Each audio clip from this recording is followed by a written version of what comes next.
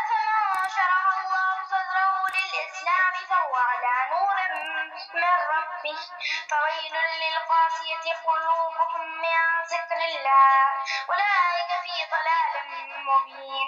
الله نزل أحسن الحديث كتابا متشابها مثانية تقشعر منه جلود الذين يخشون ربهم ثم تلين جلودهم وقلوبهم إلى ذكر الله ذلك هدى الله يهدي به من يشاء ومن يضلل الله فما له من هاد.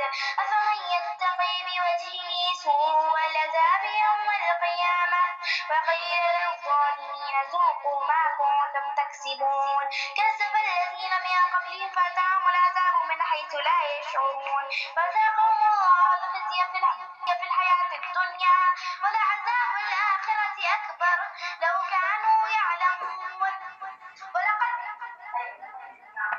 لقد ضربنا للناس في هذا القرآن من كل مثل لعلهم يتذكرون قرآنا عربيا غير ذي عوج لعلهم يتقون.